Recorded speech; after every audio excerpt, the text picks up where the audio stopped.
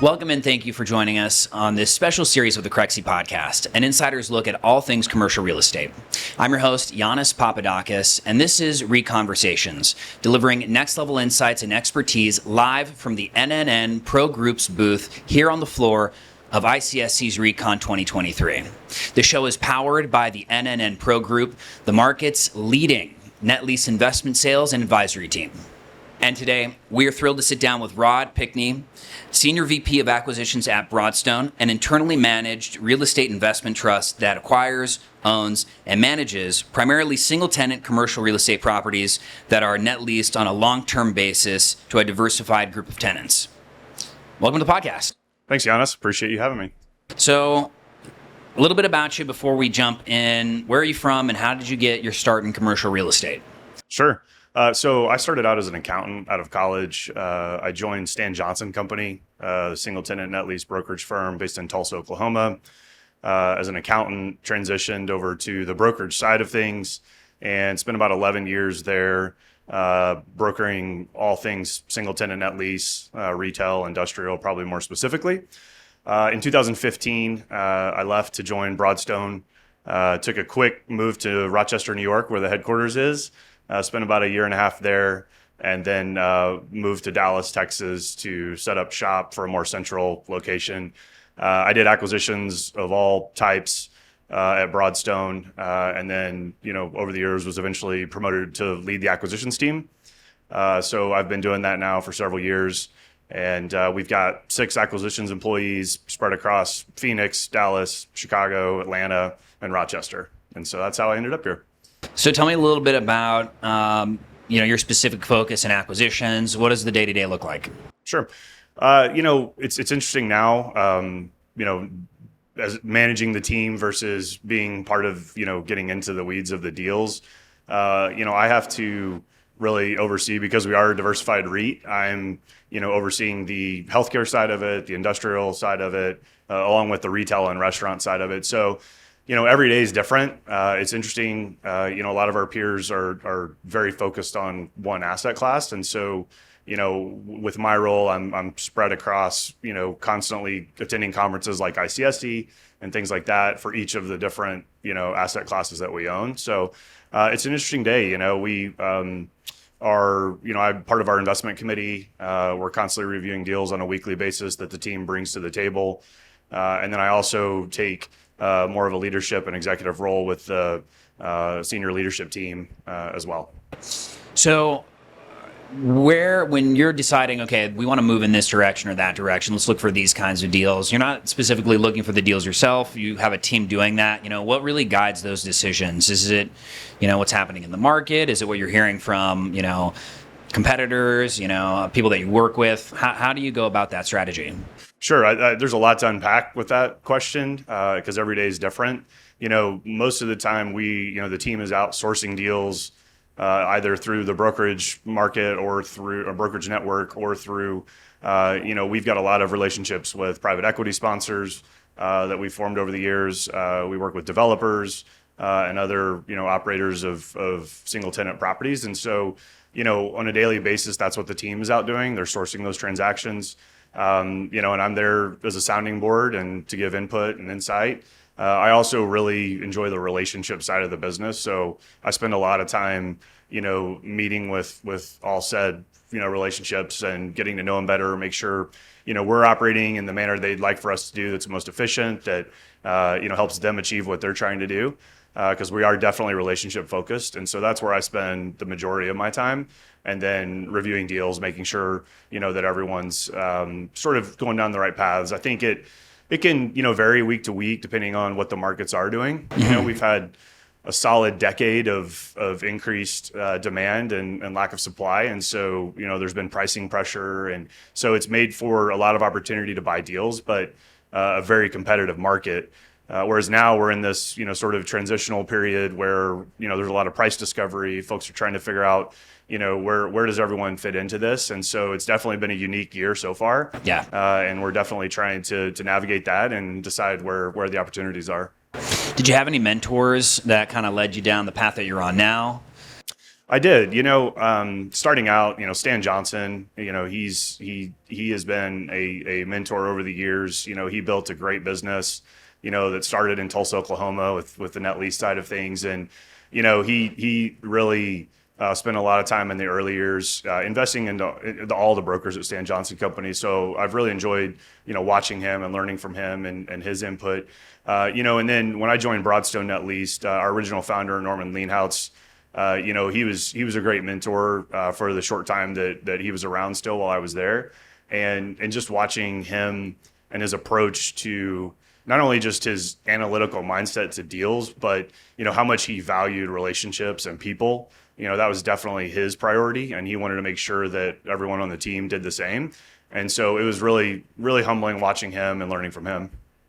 And then were there any lessons that you kind of learned early in your career that kind of either, course corrected you or, even mistakes that you feel like, kind of shaped how you got to where you are today? Yeah, that's a great question.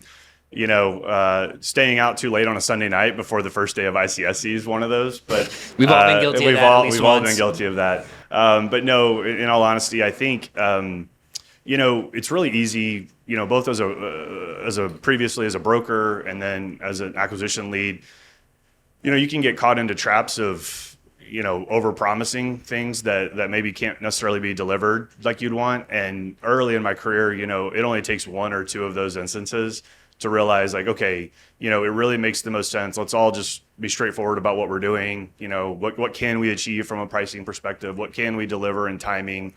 And it only takes one or two times of a misstep with that, and you won't make those mistakes again. And so I think that's probably the first one. The other one would just be, relationships are just number one. And it takes a long time to build them, and it takes 30 seconds to end them. So I think that's one that the younger folks that are getting into this, space, that's key. Yeah. So, shifting a little bit, I'd love to hear, based on your experience, what kind of trends you're seeing in the market today. Sure. There's definitely I think a flight to quality is how I would, maybe as a kind of at a macro level, how I would say it. But with that, there's not a lot of supply of quality. So there's generally still what I would consider favorable pricing for really solid assets. But after that, it becomes really sparse, and, you don't find what I would consider, quality assets that make sense with the risk adjusted returns that come with them. So I think there's still a lot of price discovery to determine, where is all that going to land. I think that's probably the number one trend. And then that's, supported by varying factors of, what's the lending market look like? What's our access to capital? What returns should we get for our investors that make the most sense in terms of placing our capital in an accretive manner and things like that. So really price discovery is number one. Mm-hmm. And then working through, what are the alternatives? We've all sort of had a pretty steady pattern of acquisition behavior over the years, and now that's sort of being disrupted. And so, right now we're in a time of trying to figure out where do we land with that. How has that disruption affected the different subsectors of retail? For example, big box versus mixed use retail. What are you seeing? We spend most of our time in the single tenant space, so I'm not really in tune with, mixed use and shopping centers and things like that. I really focus on, what do our, freestanding single tenant retail assets look like? Mm-hmm. Really from a performance perspective, they all seem to be, business as usual. There's a few areas where, I think there could be just some disruption coming, but we haven't really seen that yet. So, mm-hmm. Right now we've got, at least for our tenants, the majority of them have financial reporting, requirements. And so we're able to stay on top of them, and we feel pretty good about at this point where those are. And so I think really, what could be coming is just, there could be on some of the shorter lease terms that are out there in the retail world. I think there's probably some upside in rent that's mm-hmm. available. I think folks are going to be watching closely to how do individual units perform, on the unit level sales, and, are we, is that growth continuing to support the rent that they're paying? But right now, other than the cap rates moving around, the values moving around a little bit, it feels like, the retail sector still seems to be fairly strong. Right. What are some opportunities that you think are emerging now with kind of the way the trends have been moving? One thing we've seen is really on the development side. We haven't historically done a lot of funded build-to-suit transactions. I think that's something that, given some of the lack of access to capital, uncertainty with where the debt costs are for developers, we're starting to see quite a bit of opportunity there where, the market has been so competitive that, 10 years ago, there would be a premium on the cap rate for a deal that, was being developed versus ready today and with in-place rent. And that sort of disappeared over time, just given the demand and supply issues that were out there. So, we're starting to see that come back where there's a solid spread of where you can develop today versus, where that would trade. So I think that's probably the biggest trend we're seeing. There's some opportunities there. It's kind of surprising considering the cost of construction, hasn't really relented in a little while.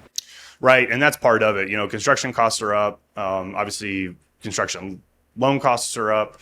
So we're trying to look for ways to come in and provide that full capital stack at a more reasonable rate for the developer, and also, a rate that makes sense, that's accretive to what we're trying to do. One last question, then we'll get into our rapid fire. Okay. What are your thoughts about technology and commercial real estate, and the value and accessibility of data? What are the implications of AI entering the space now? Just love to get your thoughts on that. Yeah, that's an interesting question. Obviously, technology has been changing a lot of industries. I think as it relates to real estate, certainly the data collection is a huge piece of it. I mean, we can make decisions better if we have more data at our fingertips. And so, we definitely appreciate, the collection efforts that are out there, and anything we can, find on our own as well. There's certainly platforms that they'll never be the end all be all, but they provide a good piece of due diligence to include, in our overall underwriting. I think, as it relates to AI, I think there will be some areas where you can use that and it will definitely function. I think, where I probably am a little hesitant is I'm not sure that, AI can replace someone with 20, 30 years of real estate experience. Right. Because there's just so much art to doing real estate and a little bit of a gut feel that comes with that. But I think AI can probably pick up some of the pieces of that. So. Okay, a couple of rapid fire questions for you. If you were given $50 million today and had to invest it immediately, and let's talk personally, what would be your go-to asset type and location, and why? I think, and I think I've hinted on both of these topics, I would at least explore providing either all 50 or pieces of that 50 million as developer capital. Yeah. I think that's where I would start. I think secondarily, if I had, some shorter lease term retail assets where the real estate fundamentals make sense. Yeah. But maybe you could get some rent upside. I think that's where I'd put it. Highlight a transaction that you worked with the NNN Pro Group recently. We currently, right now, our dispositions team has assets on the market with them as we try to recycle some capital. They've been great to work with on, whether it's restaurants or, we've done some car washes with them, things like that. Right now, we're selling a few of those things with them. But historically, we've done mostly on the restaurant side. Yeah. Casual diners and QSRs. I think Glenn was one of the first, if not the first deal that Norm ever did at Broadstone. So, Wow. that's how long we've been working with those guys. Wow, yeah. And they're, his team obviously has rapidly expanded, which has been great for us because, we're seeing more opportunities from them and things like that. So, but right now they're really working hard to sell a couple of our assets, and they've done a great job. That's awesome to hear. And then favorite piece of technology or software that you use on your day-to-day? Yeah, I'll give you two. Salesforce, number one. Yeah. That we just wouldn't survive without it. We've had it custom tailored to what we do, and that continues to evolve. The other piece that, again, is not the primary piece we use, but we are using Placer AI data on the retail side specifically, not because it's the end-all be-all, but because it can provide an extra step of confirmation of how a site's doing. And so we're cautiously optimistic that tool will continue to develop and we'll be able to use that. Awesome. And then as we wrap up, any parting words you want to share with our audience?